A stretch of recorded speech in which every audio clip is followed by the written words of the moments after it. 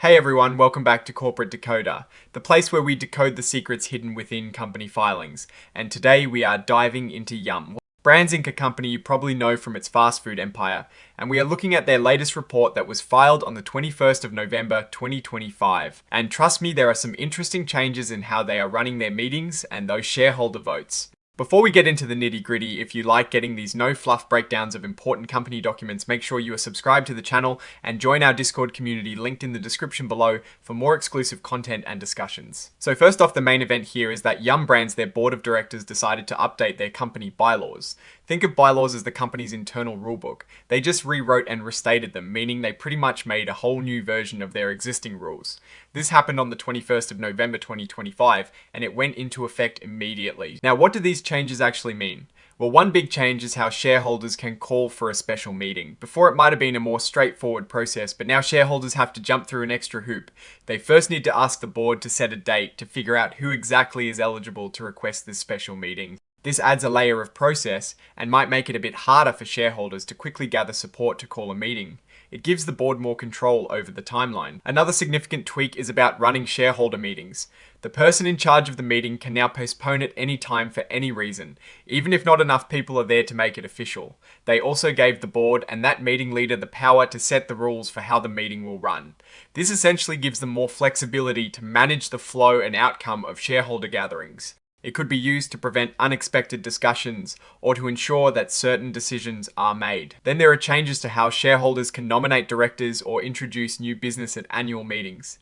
They've clarified and updated the rules for this. For nominations or other business to be considered for the 2026 shareholder meeting, shareholders need to give notice between the 15th of January 2026 and the 14th of February 2026. This is a pretty specific window, and it means shareholders thinking about proposing new directors or big ideas need to get their paperwork in well in advance and follow the new rules precisely. It is about making sure the company has enough time to process and prepare for these submissions. And speaking of directors, there is a new requirement for anyone who wants to become a director. They now have to be willing to be interviewed by the board within 10 days of a request from the board to discuss their qualifications. This means potential directors will be more thoroughly vetted and have to actively participate in the selection process. It is about ensuring that the people in charge are a good fit and have been properly evaluated. On the board side of things, they have also made changes to how their own special meetings can be called. Now, not only can the board itself call a special meeting, but also the chief executive officer, the president, the chief financial officer, or even just any two directors can initiate one. This makes it more flexible and quicker to get the board together if something urgent comes up. It streamlines decision making at the highest level. Following up on that, the notice period for these special board meetings has also been adjusted. They now need at least 24 hours notice, but this can be shortened if the people calling the meeting think it is necessary or appropriate. This again points to a desire for faster action and more agile decision making within the board itself, which can be a good thing for responding to fast-moving market conditions. It is important to note that these new rules for shareholder proposals do not apply to proposals submitted under a specific CIC rule called Rule 14, a -8. This is a standard exception and means that certain types of shareholder proposals will continue to follow their existing procedures. And all of these changes are detailed in the full amended and restated bylaws, which are filed as an exhibit to this report. So if you are a super enthusiast, you can go and read the whole thing.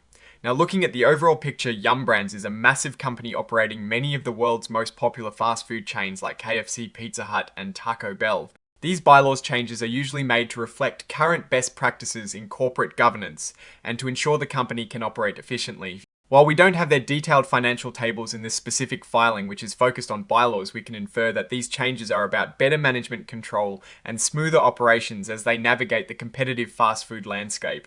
The goal is often to protect shareholder interests while also allowing the company to be nimble. For Yum Brands, these changes seem to be about tightening up procedures and giving management and the board more refined control over meetings and decision. Making processes, this could lead to quicker responses to market opportunities and challenges, but it also means shareholders might face slightly more procedural hurdles when they want to propose actions or call meetings. It is a constant balancing act in corporate governance between empowering shareholders and ensuring efficient management. Ultimately, what this filing tells us is that Yum Brands is committed to keeping its internal operating rules current and effective. These are not earth shattering changes in terms of immediate financial impact that would be seen in their quarterly or annual financial reports, which we have covered before, but they are significant for the internal workings of the company and how decisions are made. It is a sign of a company that is proactive in managing its governance structure. Alright, that is our breakdown of Yum Brands Inc.'s latest filing. What are your thoughts on these changes to their bylaws? Do you think they empower the board too much, or are they necessary for efficient operation? Let us know in the comments below. If you found this deep dive helpful, please hit that like button and subscribe for more corporate insights. And don't forget to join our Discord community for even more discussions. Thanks for watching, and we will see you in the next decode.